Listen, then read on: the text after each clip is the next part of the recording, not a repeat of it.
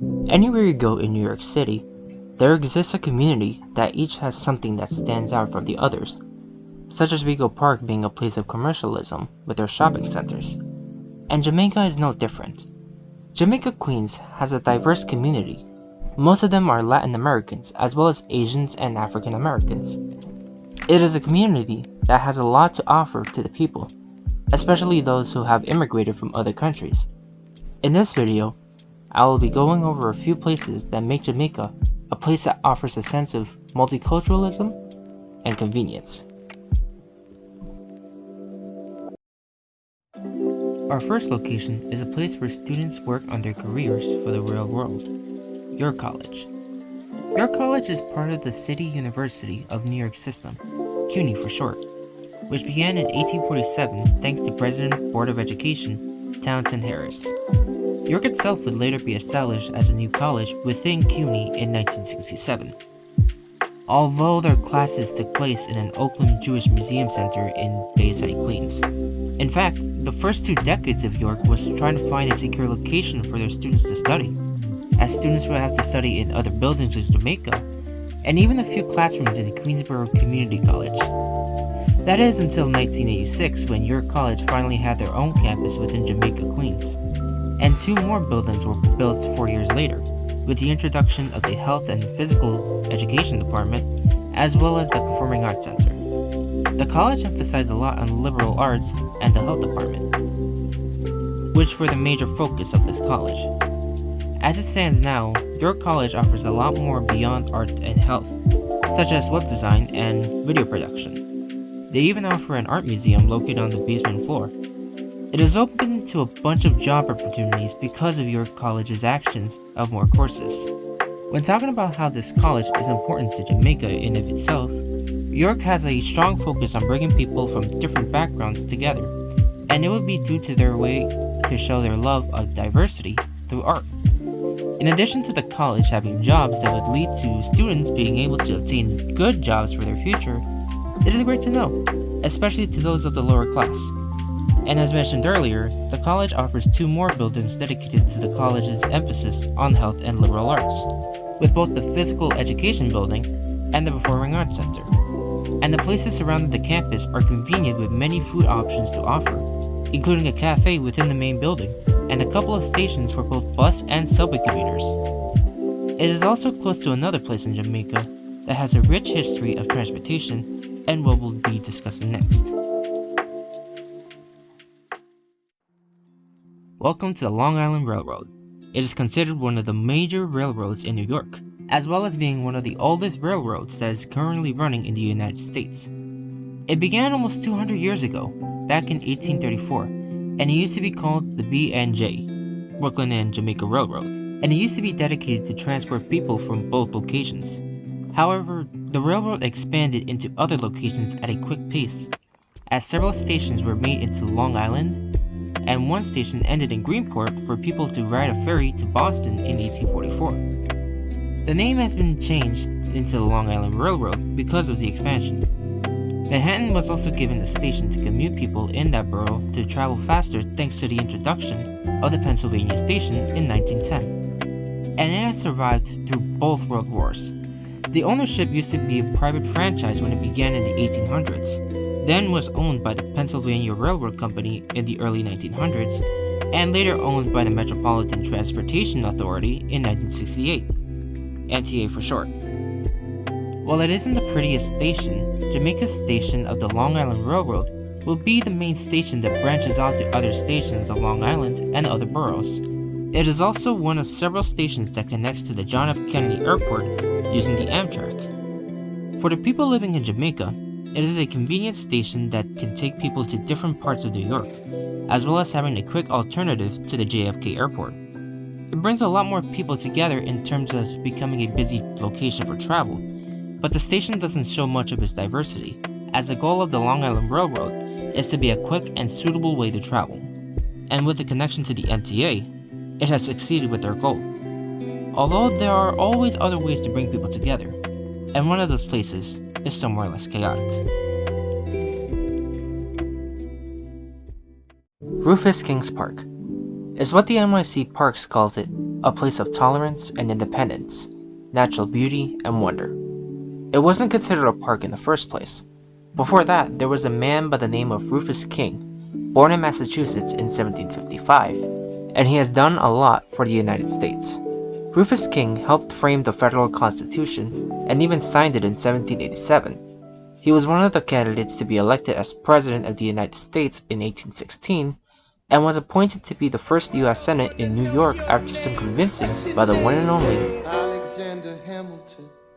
But that's some of the things King has done. On the sideline, King purchased a farmhouse which soon became his home in Jamaica, New York. King later died in 1827 in Jamaica, and his family would keep their house alive by slightly updating the farmhouse.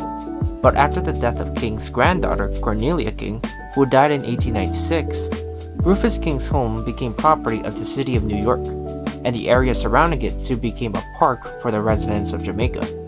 King's home soon became a museum called the King's Manor Museum in 1900 that allowed the people to tour within the house of a founding father of the United States. And thankfully, it's still in operation to this day. The museum is still intact and now has gates surrounding it to keep it safe and secure in order to preserve King's legacy.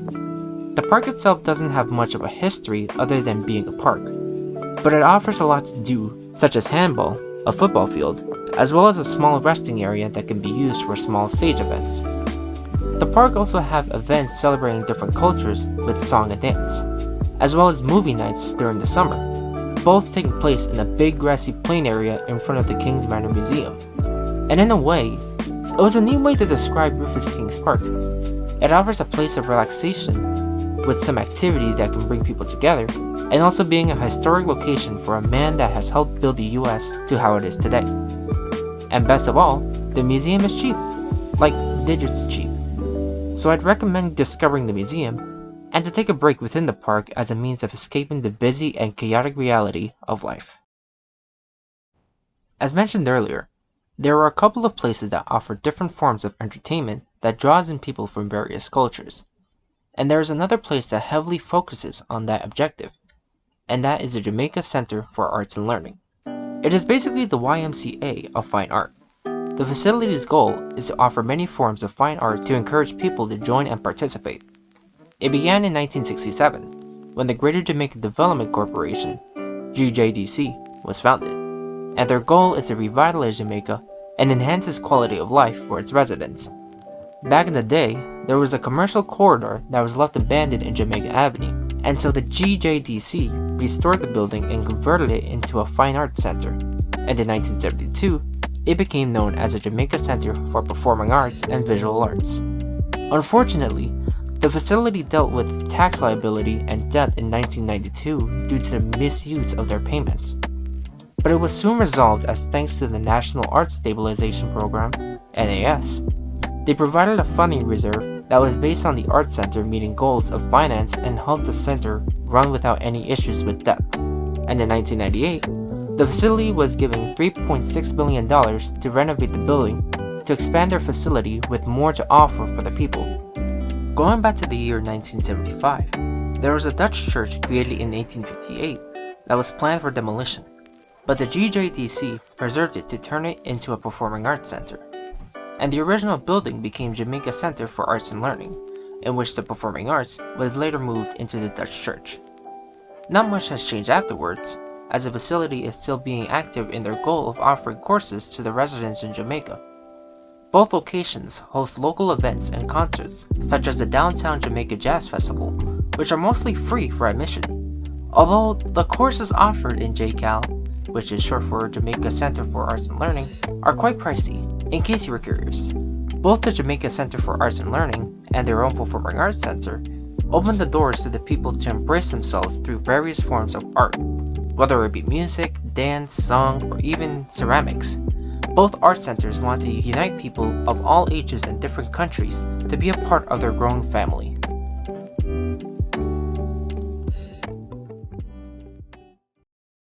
For the last location, it will focus on the perspective of some of the residents in Jamaica and how certain areas create an efficient and convenient way of life for the people. That place is Hillside Avenue, more specifically, from 140th Street to 175th Street. Within that area resides two neighborhoods that each have different cultures. From 140th to the Parsons Boulevard resides residents from South America, and from Parsons to 175th Street reside residents from India, more specifically Bangladesh, with the latter being more populated with their community. Both areas have stores and restaurants dedicated to their culture. Many of them are small businesses, and around Parsons Boulevard, it's where both neighborhoods sort of clash, as both businesses are dedicated to Latin and Indian residents. The Bangladesh neighborhood has been increasing at a pretty fast rate, as according to the US Census, the Bangladesh population in Jamaica grew from 516 in 2000 to 5,855 in 2015. The senior project manager of the Greater Jamaica Development Corporation, Jim Diego, stated that the increase of Bangladesh residents will be due to the increase of homes becoming more affordable. On top of that, there are also multiple forms of traveling to other places with little hassle. Thanks to both the Long Island Railroad and the MTA, residents in Jamaica have a large transportation hub to use. Another thing to note is that most of the residents are immigrants. Therefore, the ability to find a place to stay and a way to travel is suitable and more affordable to those new to the country. And the community is still growing to this day, as more Bangladesh businesses are spreading more beyond Parsons Boulevard. So in a way, the residents are making their own convenient way of making their own community that will have a sense of feeling more like home for its people.